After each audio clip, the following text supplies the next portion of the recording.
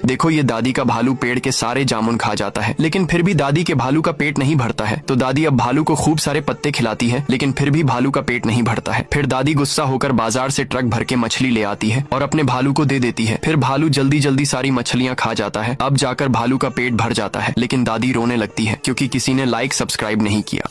यह गाय दादी के लिए हर रोज बहुत सारा दूध देती थी। दादी गाय के दूध से मक्खन बनाया करती थी और फिर दादी मक्खन को बाजार में बेचने जाती थी और बाजार में दादी का मक्खन यूं ही बिक जाता था क्योंकि लोगों को दादी का मक्खन बहुत पसंद आता था। फिर दादी के पास बहुत सारे पैसे आ जाते हैं और दादी सोचती है क्यों ना उन्हीं पैसों से एक नई मक्खन की शॉप खोली जाए। फिर दादी अपनी खुद की एक मक्खन की शॉप खोल लेती है और दादी की शॉप पर लोगों की भीड़ लगी रहती थी। लेकिन एक दिन दादी अपने शॉप पर चाय बना रही थी, तभी अचानक से गैस फट जाता है और दादी मर जाती है। अब गाय अकेली बचती है और रोने लगती है क्योंकि किसी ने लाइक सब्सक्राइब नहीं किया।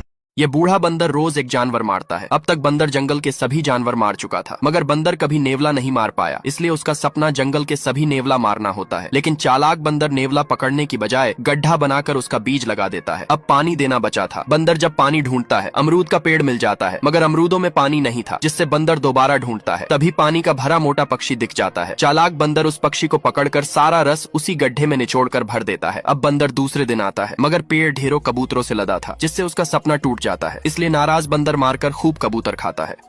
बबून सुअर के फावड़ा मार देता है, जिससे सुअर बौखलाकर मर जाता है और नालायक बबून को भी मरने का श्राप देता है। मगर मरने से पहले बबून ने अंडों के साथ मछलियां चूसने का सपना देखा था। सपना पूरा करने के लिए बबून खड्डा बनाकर कौवे का बीज गाड़ देता है। अब खून सींचना बचा था। बबून जब खून लेने जाता है, मुर्गी का घोंसला मिल जाता है। चालाक बबून घोंसले से मुर्गी को पकड़कर सारा खून गड्ढे में निचोड़ देता है। अब केवल मछली लाना बचा था, इसलिए बबून मछली ढूंढने झील में जाता है। वहाँ ढेरों फटी मछलियां पड़ी थी। चालाक बबून झील से सूखी फटी मछलियां समेटकर इकट्ठा जमा कर लेता है। अब बबून पेड़ के पास जाता है। पेड़ ढेरों कौवों के अंडों से लदा था। भूखा बबून जब फाड़कर मछलियों के साथ अंडे खाता है, उसका श्राप मिट जाता है। भुक्कड़ किसान अपनी भेड़ का सारा दूध पी जाता है। भूख और बढ़ती है तो वह भेड़ को पकाकर खा जाता है। फिर भी भूखा रह जाता है तो कबूतर के पास जाता है। जान बचाने के लिए कबूतर उसे ट्रक भर के पिज्जा लाकर दे देता है। पिज्जा खाते ही किसान का पेट खराब हो जाता है। कबूतर उसे एक दवा देता है। दवा खाते ही भुक्कड़ किसान एक जबरदस्त बॉडी बिल्डर में बदल जाता है। यह देखकर कबूतर रोने लगता है क्योंकि किसी ने लाइक नहीं किया।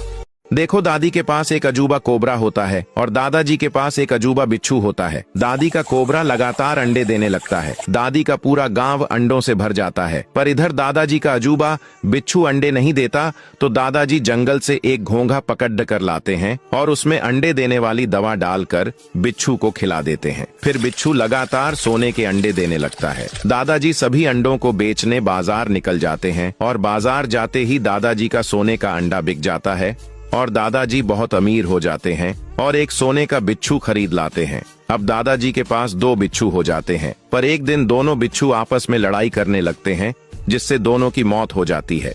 दादी यह देखकर जोर जोर से हंसने लगती है और इधर दादाजी रोने लगते हैं क्योंकि फिर किसी ने लाइक सब्सक्राइब नहीं किया।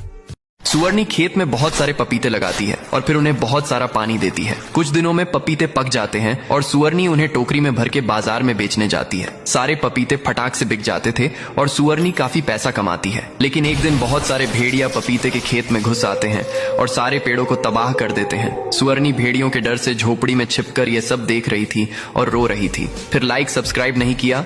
देखो, दादी के पास एक पतली दुबली ऑक्टोपस होती है और दादाजी के पास एक हट्टा कट्टा ऑक्टोपस होता है। दादाजी की ऑक्टोपस दादा को हर दिन ठंडा ठंडा मीठा मीठा दूध देती थी। दादा मजे से सभी दूध को पीते थे, पर इधर दादी की कमजोर ऑक्टोपस दूध बहुत कम देती थी, तो दादा दादी का मजाक उड़ाते हैं। दादी ये देख के रोने लगती है और फिर बाजार से ढेर सारी मछली ले आती है और ऑक्टोपस को खिला देती है। अब ऑक्टोपस लगातार दूध ही दूध देना लगता है। एक दिन दादी का ऑक्टोपस दादा के ऑक्टोपस को मारने लगता है, जिससे दादा का ऑक्टोपस मर जाता है। मरा हुआ ऑक्टोपस को देख दादा रोने लगते हैं और गुस्से में दादी के ऑक्टोपस को चाकू से काट डालते हैं, जिससे दादी का ऑक्टोपस भी मर जाता है। अब दादी और दादा दोनों रोने लगे क्योंकि किसी ने लाइक सब्सक्राइब नहीं किया।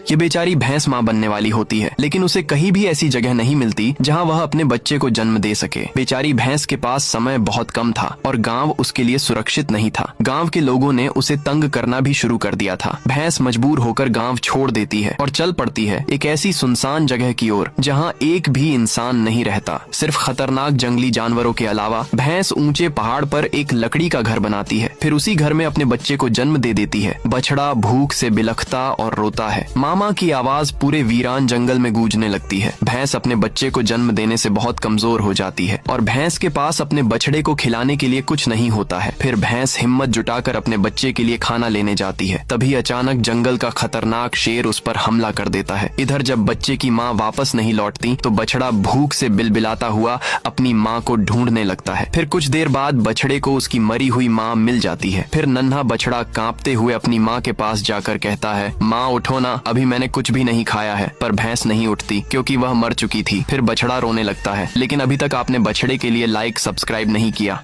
किसान हर रोज सिंघाड़े उबालता था और मजे से खाता था। कबूतर किसान के लिए तालाब से सिंघाड़े टोकरी में भरकर लाता था। दोनों खुशी से रहते थे। एक दिन जब कबूतर तालाब से सिंघाड़े लेने गया तो तेज लहर में डूब जाता है। जब कबूतर शाम तक घर नहीं आता तो किसान कबूतर को ढूंढने लगता है, लेकिन किसान को कहीं भी कबूतर नहीं मिलता है। वह रोने लगता है। तभी कबूतर उड़ता हुआ आ जाता है। फिर लाइक सब्सक्राइब नहीं किया।